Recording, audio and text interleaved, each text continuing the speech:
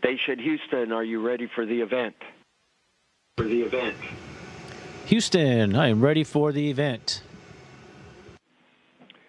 University of Houston downtown, this is Mission Control, Houston. Please call station for a voice check. Station, this is the University of Houston downtown. How do you hear me? University of Houston downtown, welcome to the International Space Station. I hear you loud and clear. How about me?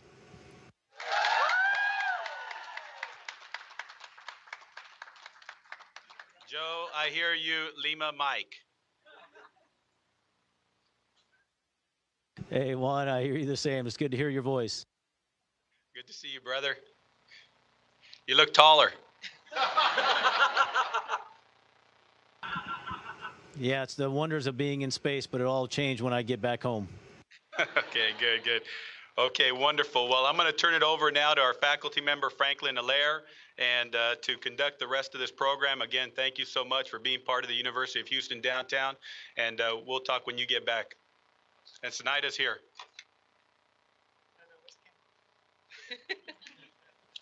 Okay. Good morning, astronaut Acaba. How are you today? I'm doing wonderful, sir. How are you? I'm doing great. We've got a whole bunch of students that are really excited to get started with their amazing questions, and I hope you are too. Shall we just go ahead and get rolling? I'm ready to rock and roll. All right. So let's do it. So first up is Lauren Wilkie.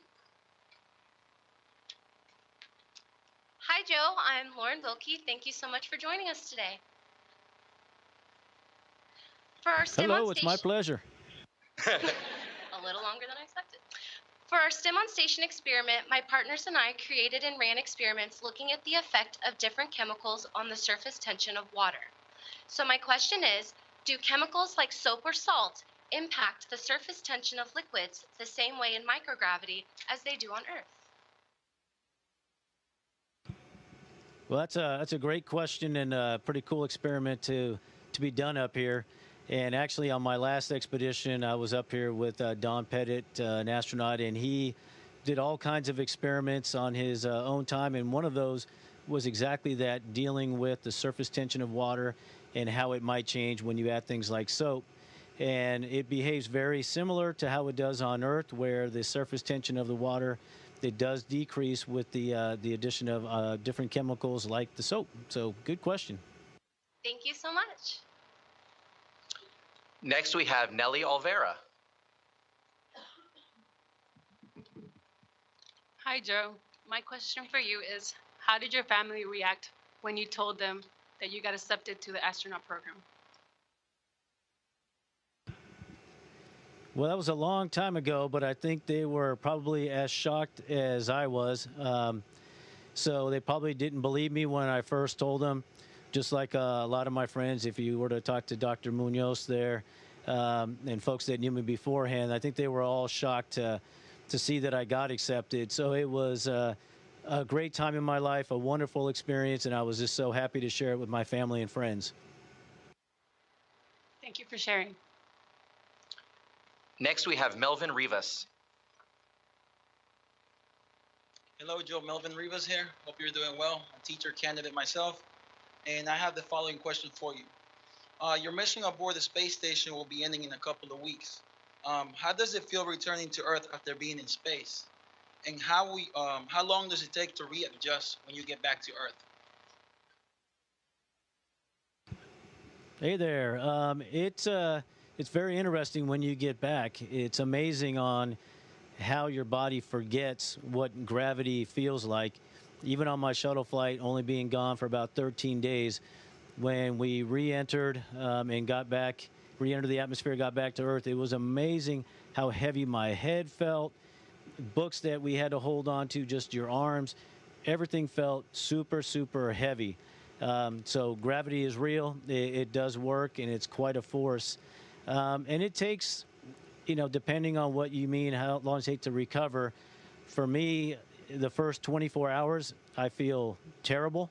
And as my equilibrium is kind of getting readjusted, but within a week, I was feeling great, able to drive a car. So again, the body is amazing on how we can adapt to a different environment so quickly. Okay, thank you for sharing that information. All right. Now let's welcome Ivana Arden. Hi, we performed an experiment in class with magnets, looking at the way they attract and repel each other. Do magnets behave the same way in space as they do on Earth? And how do magnets get used aboard the space station? So magnets will function the same, and it's a pretty interesting question, and I'm not sure if I know the complete answer. I know we're not allowed to bring things up here that have magnets as part of them, and the main reason for that, I believe, is with all of the electrical equipment we have and the impact that the magnets could have on them. But if I were to have some magnets that I smuggled up here, which I did not, I could show you, but they should operate the same, but we just don't have a lot. I'm sure some of our equipment may have some, but we try to minimize the magnets that we have up here. Okay, thank you. Next up is Leo Lopez. How you doing, Joe? I'm a fifth grade science teacher. My question is, what did you like most about teaching, and do you have any plans to return to the classroom? Nice hair, too. Hey, thanks, Leo, both for the question and the hair. That's what happens when you're up in space without a barber, and I salute you for the work you do with your students. So, can you repeat that question? You see, you threw me off already. All right, that's good, that's good. All right, let's go. What did you like the most about teaching, and do you have any plans to return to the classroom? So I loved every bit about teaching. As you know, every day is a challenge. The kids keep you young, they're fun. And do I want to go back to the classroom? I would love to. What's fun now is when I go back to a classroom as an astronaut, kids are super excited to see me, and they actually want to talk to me. When I was Mr. Acaba in the classroom, I was probably the last person they wanted to see. So it's kind of fun to go visit classrooms like yours, get the kids all riled up and excited, and then I get to say goodbye, and I'll leave you with that mess. All right, sweet. Thank you. I'm sure if you wanted, we could probably find a place for you here at UHD. I'm just putting it out there. Just putting it out there. All right, thanks. Next up is Colette Thomas. Good morning, Joe. How you doing? My name is Colette Thomas, and my question to you is, who or what inspired you to become a math and a science teacher? Hey, Colette, I'm doing great. You know, I don't know if there was any one person or one moment that inspired me to become a teacher. And it's funny because a lot of times we're asked, what was that defining moment in your life? And I think for a lot of us, we don't have just one thing that happened to us that kind of steered us in the direction in which we've gone. So I think it was just, you know, something that I felt like I wanted to do. I had some really great teachers as I was growing up, and they made a huge impact on my life. And so I just got to the point where I wanted to go and share my experience with kids in the classroom. And so I think it was just a lot of little events over time. And again, I'm glad I ended up there because it was the most rewarding job I've ever had. Thank you. Just as a quick follow-up, Joe, do you want to give a shout out to any particular teacher or school or person that had a big influence on your life? Yeah, so I went to Esperanza High School in Anaheim, and the one teacher I always like to give that shout out to is Mr. Walters, who was my metal shop teacher. So of all the classes that I took, he is one that really stood out because of how much responsibility he gave us. I think he was partly crazy to let 30 high school students run around in a metal shop, but what we learned in that class about responsibility was just something that I've used, you know, my whole life and up here with what I'm doing today. So thanks, Walt. Our next question comes from Laverne Gilliam.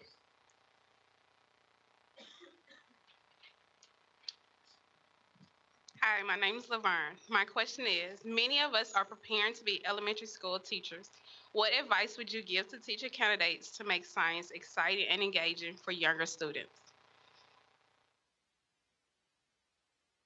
Well, again, I really want to give a shout out to all of you that are preparing to become teachers, the pre-service teachers there.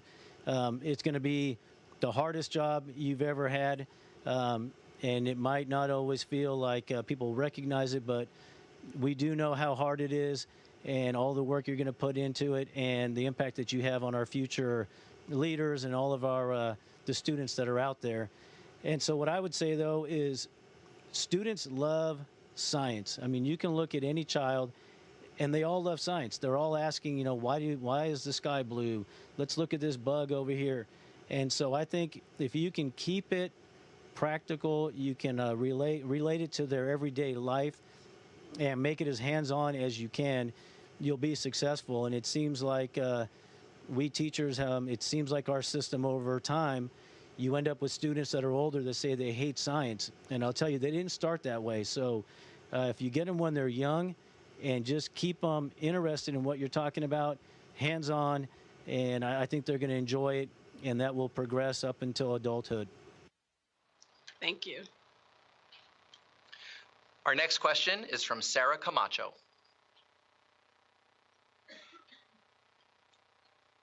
Hi, Joe. My name is Sarah. My question for you today is, pendulum-related experiments were pretty popular last semester. Students looked at factors such as the length or weight of the pendulum and their effects on the speed or length of time a pendulum would swing. Pendulums rely on gravity, which is not present on the space station.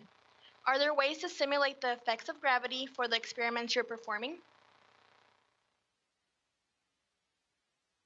Yeah, there are, and we actually run quite a few experiments like that where we'll use a centrifuge and we'll actually spin things, and depending on the rate, you can get that different kind of simulated gravity.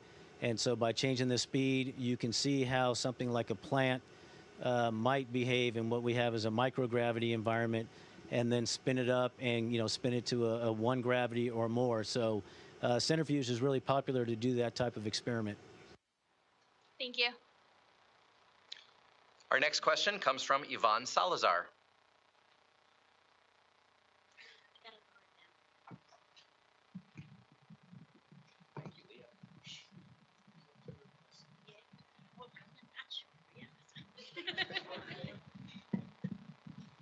We're adjusting the microphone. Sorry, I'm 4'11". I'm not that tall. Hi, I'm Yvonne Salazar.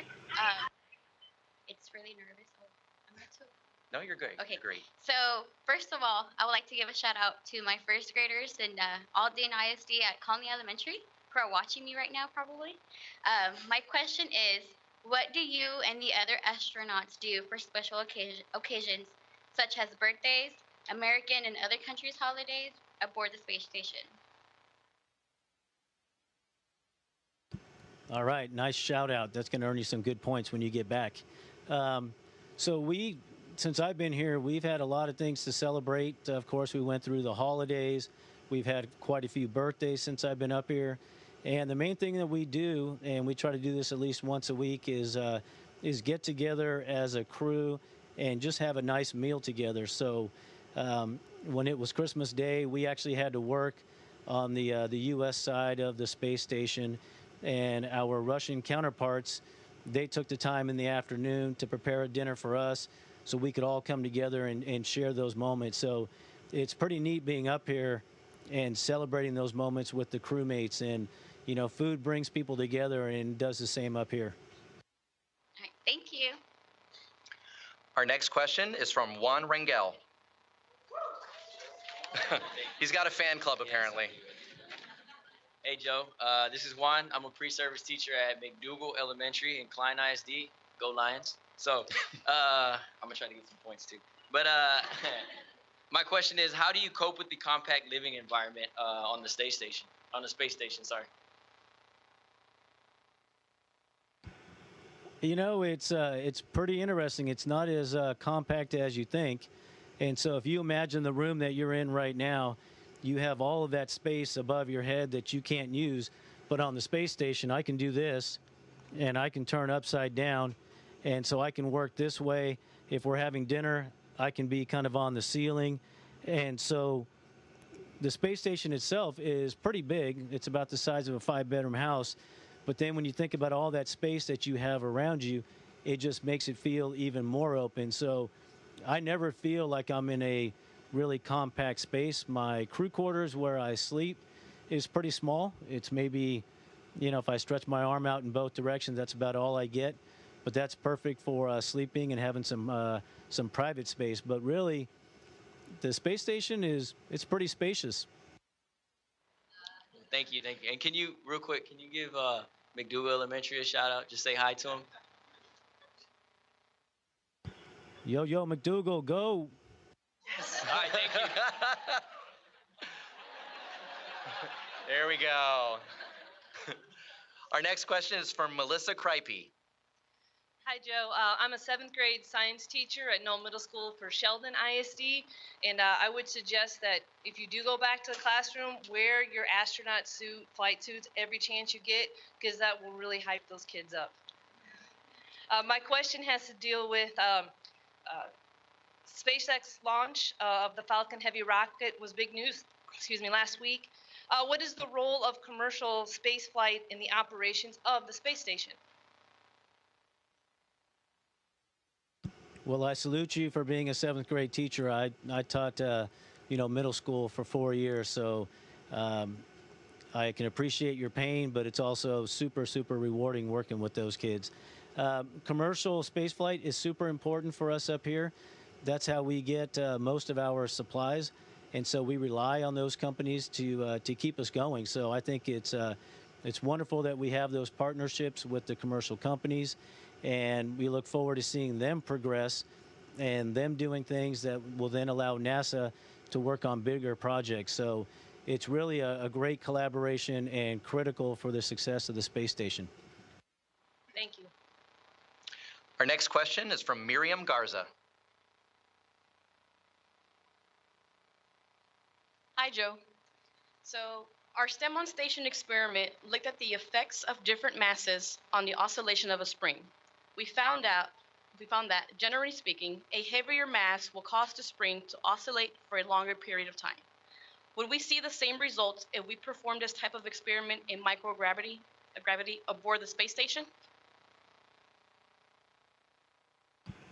That's a great question and a very timely question. So we have a spring up here, and we use that to measure our mass while we're on the space station.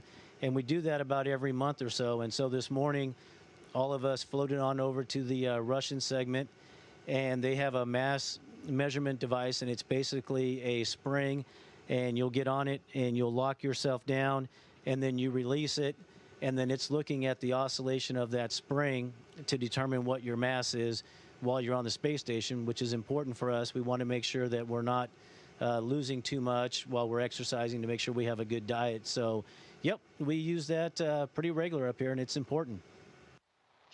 Thank you. Our next question comes from Kirsten McQuiller. Hi, good morning. You're okay. Is okay? Okay. So my question for you is, some STEM on Station experiments use gyroscopes and found that when spinning, they are incredibly stable regardless of the surface.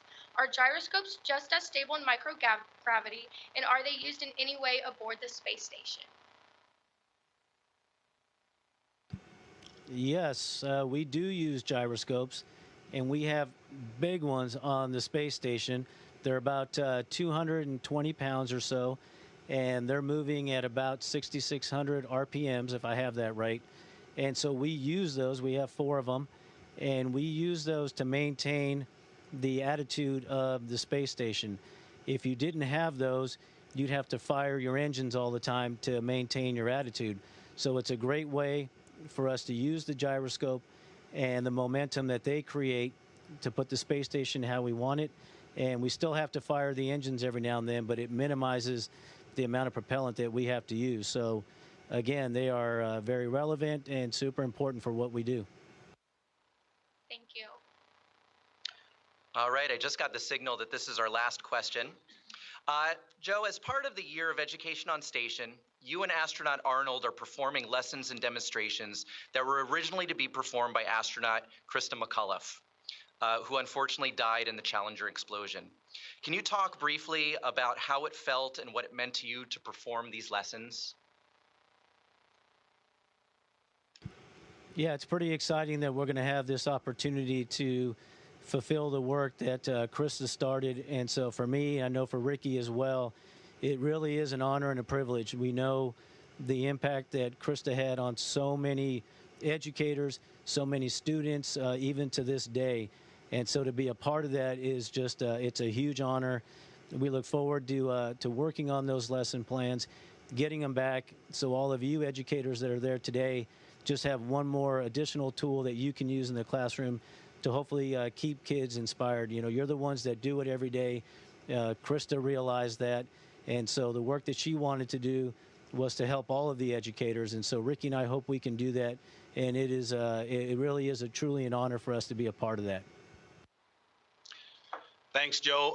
As we bring our program to a close, we want to tell you how proud we are of you, and we want to wish you Godspeed back home and back to all of us. And you know that you've already been invited to UHD, and I'm going to bring him back here. So if you all want to meet him in person, we're going to have a little lunch or something for him here, and we'll have the pastelillos waiting for you cuando llegas. Okay. All right. All right. Thanks, brother. I look forward to seeing you all, and it really was a pleasure. And stick with it. Nothing more important than being an educator. You guys are awesome. Okay. And we are concluded.